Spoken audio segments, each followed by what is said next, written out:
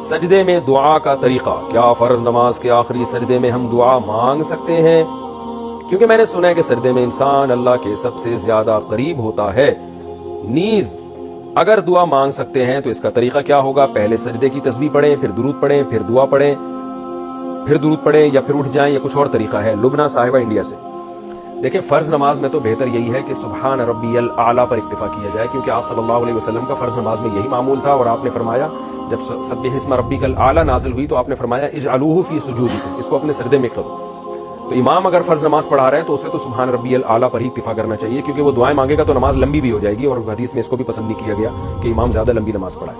باقی انفرادی نماز پڑھ رہے ہوں تو سجدے میں آپ سبحان ربی الاعلیٰ والی تسبیحات پڑھنے کے بعد عربی میں جو دعائیں قرآن و سنت سے منقول ہیں کوئی بھی دعا پڑھ سکتے ہیں، لیکن دو شرطیں ہیں کہ ایک تو دعا عربی میں ہو، نمبر دو عربی میں بھی اپنے الفاظ نہ ہو بلکہ معصور، یعنی جو منقول ہیں نبی سے یا قرآن میں جو نقل ہے، کیونکہ نماز میں کلام کرنے کی اجازت نہیں ہے، تو آپ اپنے الفاظ میں دعا مانگیں گے تو یہ کلام ہو جائے گا، اور کلام کی نماز میں بات چیت کی اجازت نہیں ہے۔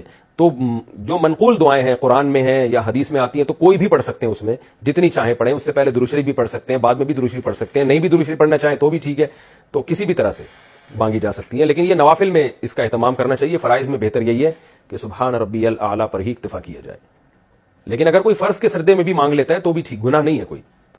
دو سجدوں کے درمیان کون سی دعا ہے؟ ساجد صاحب انڈیا سے پوچھتے ہیں دو سجدوں کے درمیان جلسے میں کون سی دعا پڑھنی چاہیے؟ نیز جو مشہور دعا ہے اللہم اغفر لی ورحمنی وجبرنی ورزقنی، کیا اسی ترتیب سے آگے پیچھے پڑھ سکتے ہیں؟ اس میں کوئی گناہ تو نہیں ہے؟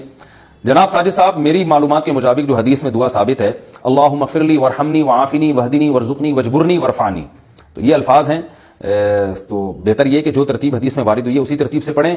اگر آپ کے علم میں کوئی دوسری روایت ہے جس میں ترتیب مختلف ہے تو اس سے بھی پڑھ سکتے ہیں۔ جتنی روایتیں اس بارے میں وارد ہوئی ہیں اور ان میں جو جو الفاظ ہیں سب الفاظ کے لحاظ سے آپ پڑھ سکتے ہیں۔ میرا معمول چونکہ ان الفاظ کے ساتھ ہے اس لیے میں یہ الفاظ سے پڑھتا ہوں، اور یہ کیونکہ مجھے حدیث میں یہ الفاظ ملے اللہم اغفر لی ورحمنی وعافنی وہدنی ورزقنی وجبرنی ورفعنی۔ کیا عشاء کے صرف 4 فرض پڑھ سکتے ہیں؟ اگر کوئی عشاء کی نماز لمبی ہونے کی وجہ سے چھوڑ دیتا ہے تو اگر وہ صرف 4 فرض پڑھ لے تو کیا اس کی عشاء کی نماز ہو جائے گی؟ اسی طرح اگر عصر کی بھی صرف 4 رکعت فرض پڑھ لے تو کیا اس کی نماز ہو جائے گی؟ کوئی گناہ تو نہیں ہوگا؟ حنا صاحبہ بہاولپور سے۔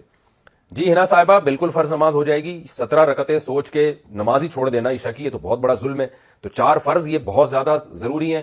اگر کوئی سنتیں نہیں پڑھ رہا، صرف 4 فرض پڑھ لیتا ہے تو فرض تو ذمے سے ساقط ہو گئے نا، ورنہ فرض چھوڑنا تو کبیرہ بہت بڑا گناہ ہے اسلام میں۔ تو کسی بھی طرح ہو فرض بہرحال پڑھے۔ باقی عشاء کے بعد 2 سنتیں موقدہ ہیں تو وہ بھی پڑھ لیں، کیا جا رہا ہے اس میں، وہ بھی موقدہ ہیں، کبھی کبھار چھوڑ دیں تو کوئی حرج نہیں ہے، لیکن چھوڑنے کا معمول بنا لینا اس میں گناہ کا خطرہ ہے، ایسا شخص قابل ملامت ہے، نبی کی شفاعت سے محروم ہونے کا خطرہ ہے۔